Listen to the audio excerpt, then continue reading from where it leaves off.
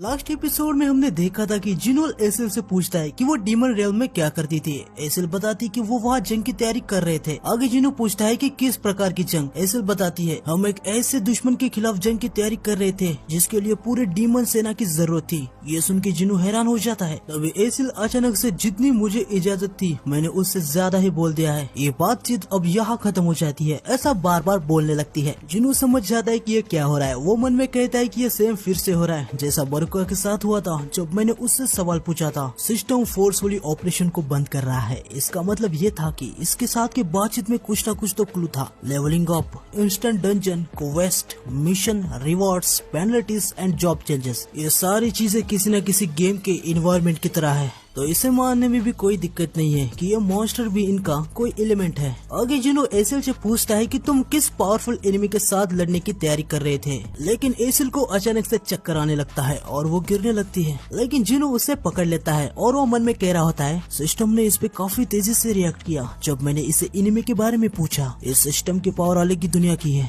इस सिस्टम का मुझ पे या इस पूरी दुनिया पे प्रभाव पड़ रहा है। इसका मतलब ये है कि ये डीमन जिससे बैटल करने वाले थे शायद उनके पास इन सब का जवाब होगा। आगे हमें जापान के आइलैंड में एंट ने जो तबाही मचाई थी उसको दिखाते। वहाँ पे एक हंटर आ जाता है। वो कहता है आखिर ये चीज क्या है। ये सीधा हीलर के पास जा रही है। सबसे पहले उसने हमारे ई रैंक के हंटर पे अटैक किया। जैसे ही हमारे नंबर कम हो गए अब ये हमारे हीलर पे हमला करने जा रही है ताकि हमारी सेना कमजोर हो जाए। अब ये बैटल जितनी देर तक चलेगा उतना ही हमें डिसएडवांटेज होगा। या ये कोई ऐसा बीस्ट है जिसके पास इंटेलिजेंस भी है। आगे हमें एक कार को दिखा दे जिसके अंदर एक कैमरा लगा होता है। जिनचुल इसी कैमरे की फुटेज सारे एसोसिएशन के मेंबर को दिखा रहा होता है। आगे वो सारे मेंबर से कहता है ये एंट अभी अभी देखी गई थी जिसे हराने के लिए पूरा एक दिन लग गया। ये सबसे पहले उधर के आइलैंड के आसपास के एक छोटे से आइलैंड में पाई गई थी। उस आइलैंड को खत्म कर दिया गया था। वो वहाँ से ट्रैवल करके इस आइलैंड में हंट करने आ गई। ये तो अच्छी बात है कि हमारे हंटर ने तुरंत इमरजेंसी कॉल को रिस्पॉन्ड किया। अभी उसे सक्सेसफुली मार दिया गया है। लेकिन जंग के मैदान में 4 ई रैंक, एक डी रैंक का हीलर और एक सी रैंक का लीडर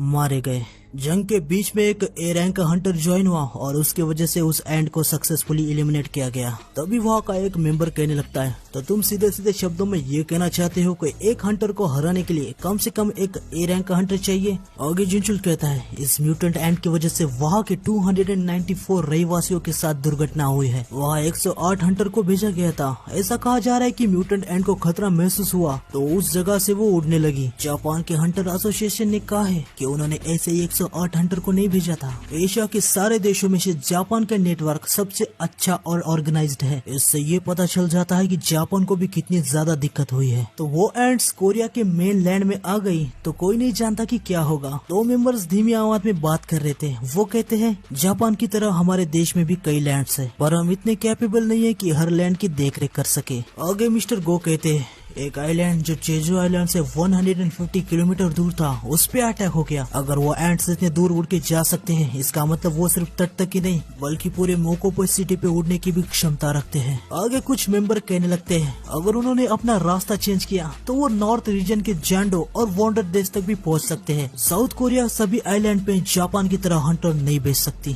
फिर भी हमने हंटर को भेज दिया तो वो उन एंड का खाना बन जाएंगे। मिस्टर गो मन में सोच रहे थे ऐसे हालात में अब साउथ कोरिया की हेल्प करने कौन आएगा, चाइना या फिर रशिया। इनके पास काफी सारे हंटर्स है लेकिन उनके हालात भी सेम है। उनके पास भी काफी सारे लैंड्स है जिनको उन्हें प्रोटेक्ट करना होगा। यूएसए तो बिल्कुल भी नहीं आएगा। वो तो हमारे यहाँ जब पहला एस रैंक का गेट ओपन हुआ था तब भी नहीं आए थे। ये सब सोच के मेरा तो सर दर्द करने लगा है। तभी वहाँ पे जिनचुल आ जाता है। वो मिस्टर गो से कहता है कि मैंने मीटिंग के टाइम एक बात नहीं बताई थी, हम सीक्रेटली किसी के साथ कनेक्टेड है। मिस्टर गो पूछते है किसके साथ। जिनचुल बताता है कि स्कैवेंजर गिल्ड के मिस्टर वोंग डाउसू। उसने बताया कि वो आने वाली जेजू आइलैंड के रेड में पार्टिसिपेट करने वाला है। ये सुन के मिस्टर गो थोड़े हैरान हो जाते हैं। वो कहते हैं उसके इरादे हमेशा पक्के होते हैं। जिनचुल कहता है हाँ सर, उसका टारगेट है संग जिनू। मिस्टर गो कहते हैं तो तुम उसका सामना कैसे करोगे। जिनचुल कहता है मैंने एक रिक्वेस्ट रखी है कि वो कोरिया में प्रवेश नहीं कर सकता और इसके लिए मैंने रेड गेट के इंसिडेंट के समय को मिस्टर बेक से उनके बयान की हेल्प ली है।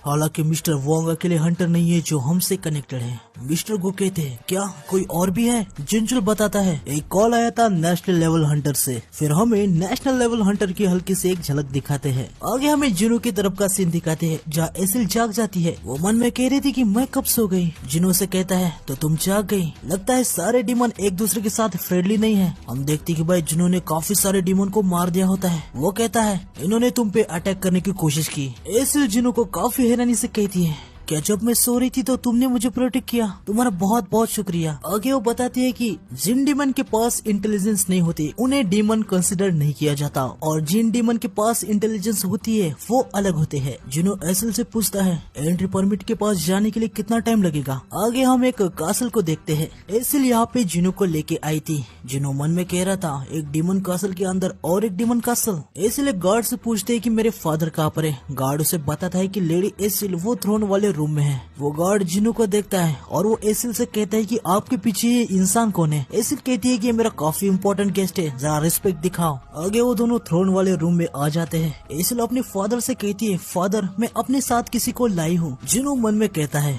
ये थ्रोन रूम है। अगर मैं अपने तरीके से ऐसी जगह पे फाइट करता तो मैं ऐसी जगह पे किसी बॉस से लड़ता। एसिल के पापा जिनो को देख के काफी ज्यादा शॉक हो जाते हैं। वो एसिल से कहते हैं एसिल ये तुमने क्या किया? तुम्हारे पीछे ये इंसान कौन है? वो बताती है ये मेरा गेस्ट है फादर। उसके पापा उस पे चिल्लाते हुए कहते हैं ये तुम्हारा कैसा गेस्ट है जो अपने साथ इतने सारे सोल्जर के साथ आया है? एसिल ये सुन के काफी ज्यादा शॉक हो जाती है। उसके पापा आगे कहते हैं क्या तुम उनको देख नहीं पा रही? उसके पीछे डार्कनेस में कितने तादाद में सोल्जर्स है। ये सब सुन के जिनो मन में कह रहा होता है लगता है उनके पास काफी ज्यादा शार्प सेंसेस है। आगे वो जिनो को अपने सोल्जर से घेर लेता है। वो जिनो से कहता है तुम्हारी हिम्मत कैसी हुई मेरे घर में अपने सोल्जर्स लाने की? जिनो कहता है मैंने एसिल से वादा किया है अगर वो मुझे एंट्री परमिट ला के देगी तो मैं इस जगह से चला जाऊंगा। ये सुन के एसिल के पापा काफी ज्यादा हैरान हो जाते हैं। वो मन में कहते हैं तो ये वही है जिसने सारे डिमंस को इतनी स्पीड से मार दिया है और कासल के फ्लोर को क्लियर किया है। वैसे तो हम नोबल है पर हमारा क्लान काफी लो है। हम 20th पोजीशन पे है जो हमें सबसे वीक क्लान बनाता है। इसने मेटस और उल्कॉन को भी हराया है। इसके सामने खड़ा होने का हमारा कोई चांस नहीं है।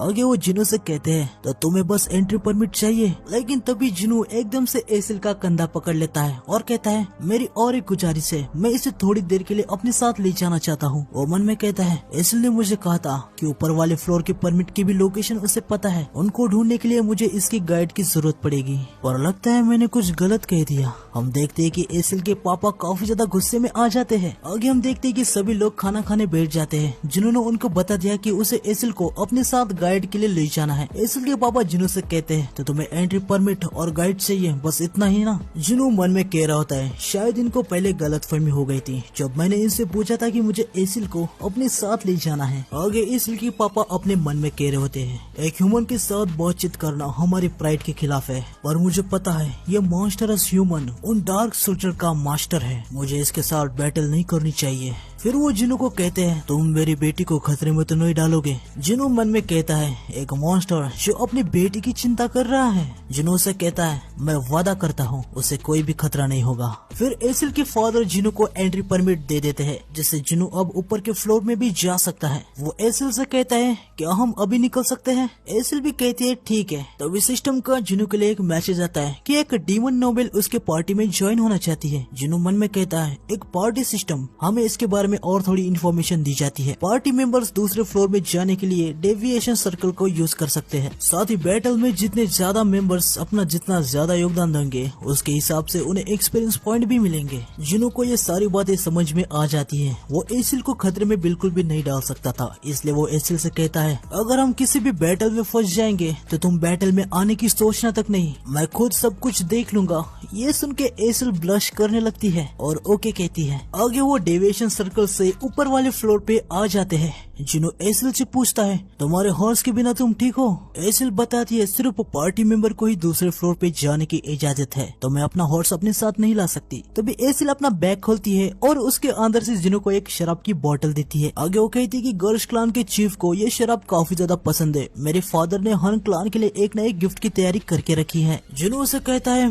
पर क्यों, इसकी क्या जरूरत है? एसिल कहती है अगर आप इसे अपने साथ लेके उनके पास जाएंगे तो आप उनसे आसानी से बातचीत कर सकते सकते हैं। जुनू कहता है बातचीत, क्या तुम लोगों के गर्ल्स क्लान के साथ संबंध अच्छे थे? एसिल कहती है कि नहीं, पहले डीमन रियल्म में पद के लिए नोबेल के बीच हमेशा विवाद होता रहता था, पर मैं आपको इतना जरूर यकीन दिला सकती हूँ कि गर्ल्स क्लान कम से कम समझदार है। जुनू कहता है सुन के अच्छा लगा, लेकिन तुम यही रुकना, मैं ज्यादा टाइम नहीं लगाऊंगा। जुनू अपनी शैडोज को समन करता है और कुछ ही मिनट के बाद गर्ल्स क्लान से आग की लपटें और चिल्लाने की आवाज आने लगती है। आगे हमें हंटर एसोसिएशन में दिखाते हैं, जहाँ नेशनल लेवल हंटर जिनचुल और मिस्टर गोसेक कहता है आपकी इंग्लिश तो काफी अच्छी है, लेकिन फिर भी मुझे नहीं लगता कि मैं आपको अच्छे से समझ पाऊंगा। क्या आपको सच में नहीं पता साउथ कोरिया का 10th एस रैंक हंटर संग जुनू कहाँ पर है? जिनचुल उसे कहता है उसे पकड़ना काफी मुश्किल है, हमारी सर्विलियंस टीम उसे ढूंढ रही है। नेशनल लेवल हंटर कहता है तुम जो कह रहे हो मैं उस पे विश्वास कैसे करूं?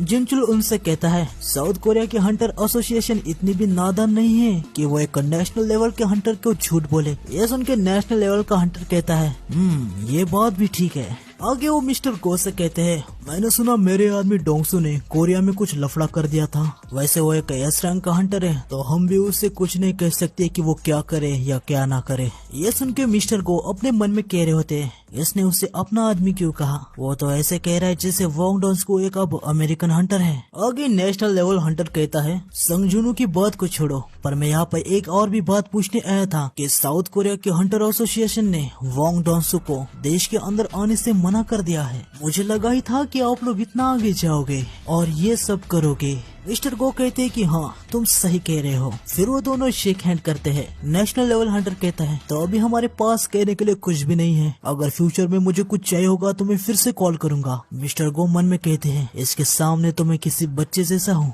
आगे नेशनल लेवल हंटर उनसे कहता है कुछ दिनों से जेजू आइलैंड पे जो हो रहा है उसकी वजह से कोरिया में काफी दिक्कतें चल रही है, क्या मेरा यहाँ आना आपके लिए निराशाजनक रहा? मुझे माफ कर देना, जेजू आइलैंड की रेड में मुझे बिल्कुल भी इंटरेस्ट नहीं है और मैं काफी ज्यादा बिजी इंसान हूँ। हालांकि कहानी अलग होती अगर साउथ कोरिया के पास इतना पैसा हो जो मुझे हायर कर सके। मुझे अभी जाना चाहिए, मुझे अपना प्लेन भी पकड़ना है। जिनचुल उनसे पूछता है अगर आपको कोई परेशानी नहीं है तो क्या हम आपके साथ कोई सर्विलेंस एजेंट टीम का कोई हंटर भेजे? नेशनल लेवल हंटर कहता है इसकी कोई भी जरूरत नहीं है, और हाँ जो भी बातचीत यहाँ पे हुई ना वो यही तक रहनी चाहिए। और नेशनल हंटर वहाँ से चला जाता है। आगे मिस्टर गो जिनचुल से कहते हैं मिस्टर वो तुम्हें क्या लगता है मेरा ये सोचना जो ये हमारी रेड में हेल्प करेगा ये बस एक नादानी थी? जिनचुल उन्हें कहता है मिस्टर गो चिंता करने की कोई भी जरूरत नहीं है, जापान के हंटर्स हमारे साथ काम करने के लिए तैयार है। जापान के सबसे बड़े गिल्ड के हंटर आज हमसे मिलने के लिए आने वाले हैं। आगे हमें जुनू को दिखाते हैं जिसने गर्ल्स क्लान को खत्म कर दिया था। उसको काफी ज्यादा एक्सपीरियंस पॉइंट भी मिल जाती है, उसकी वजह से उसका लेवल 87 हो गया है। जुनू कहता है यहाँ के ओपोनेंट काफी ज्यादा हाई लेवल के हैं, इसलिए मुझे काफी सारी एक्सपीरियंस पॉइंट मिल रहे हैं। आगे हम देखते हैं कि इग्रिस का लेवल मैक्स हो चुका है। सिस्टम एक मैसेज देता है जिसपे वो कहता है तुम्हारे सोल्जर का रैंक रिक्वायर्ड लेवल तक पहुँच चुका है। हालांकि अगर मोनार्क चाहे तो इसकी रैंक एडवांस में और भी आगे ले जा सकता है। साथ ही टैंक का भी लेवल मैक्स हो चुका है और सेम जुनू चाहे तो टैंक का भी रैंक एडवांस में बढ़ा सकता है। जुनू के सामने एक मैसेज आता है कि क्या वो शैडोज की रैंक एडवांस में बढ़ाना चाहता है। जुनू इसे एक्सेप्ट कर लेता है। हम देखते हैं कि इग्रिस और टैंक अचानक से एडवांस होने लगते हैं। इग्रिस जो पहले नाइट था अब वो इलाइट नाइट बन चुका है और जो टैंक जो पहले इलाइट था अब वो नाइट बन चुका है। एडवांस होने के बाद जुनू इनके फिर से नए नाम रख सकता है, पर जुनू उनके पुराने नाम ही रहने देता है। आगे जुनू कहता है इग्रिस अब एस रैंक के हंटर के बराबर है और टैंक ए रैंक के हंटर के बराबर है। आगे एसिल जुनू से कहती है जुनू सर आपको पता है आपने अभी तक कितने क्लान को खत्म कर दिया है? जुनू कहता है अभी हम 89th फ्लोर पर है, तुम्हारे क्लान को छोड़ दिया जाए तो मुझे लगता है 9 क्लान। ये सुन के एसिल शॉक हो जाती है। वो जुनू से कहती है अब 19th फ्लोर के टॉप नोबल्स क्लान के मेजर्स हर फ्लोर पे है और वो एक हाई रैंकिंग नोबल्स है, वो काफी ज्यादा स्ट्रॉन्ग है। अगर आप उनके साथ कुछ ऐसा कर दे जैसे हमारे साथ किया तो वो शायद आपको परमिट दे दे। लेकिन जिनू उसे कहता है अगर मैं तुम्हारे क्लान से कमजोर होता तो क्या तुम लोग मुझसे बातचीत करते? ये सुन के एसिल काफी ज्यादा शॉक हो जाती है। आगे जिनू से कहता है वैसे तुमने मुझसे कहा था ना कि तुम लोग पद के लिए काफी ज्यादा लड़ते थे, मैं रेडिश क्लान को नंबर 1 बना दूंगा। ये सुन के एसिल कहती है क्लान का नाम रेडेरू है। वैसे जुनो सर, आपने मेरे क्लान को क्यों छोड़ दिया? जुनो कहता है क्योंकि मैं तुम्हें पसंद करने लगा हूँ। ये सुन के एसिल काफी ज्यादा शॉक हो जाती है। जुनो मन में कहता है ये मुझे जिन्हों की याद दिलाती है। क्या मैं एक अकेला ऐसा बंदा हूँ जो बेवकूफों के साथ मिलजुल के रहता है? आगे जुनो 19 फ्लोर्स पे आ जाता है और वो कहता है जैसा एसिल ने कहा था, इस फ्लोर के डिमंस काफी ज्यादा हाई लेवल के हैं। यहाँ के कासल को और भी ज्यादा मॉन्स्टर्स गार्ड कर रहे हैं। साथ ही वो नीचे के फ्लोर के मॉन्स्टर से बहुत ही ज्यादा हाई रैंक के हैं। मैंने अपने इंटेलिजेंस स्टेट को भी बढ़ाया है, लेकिन बहुत ही ज्यादा माना कम हो रहा है क्योंकि मेरे शैडो सोल्जर लगातार डिस्ट्रॉय और रीजनरेट हो रहे हैं। आगे में जिन्हों को सीजन 97 फ्लोर पे दिखाते हैं। वो कहता है ऐसा नहीं है कि मैं किसी लक से 19 फ्लोर से यहाँ तक आया हूँ। हम देखते हैं कि जुनो का लेवल अब 90 हो चुका है।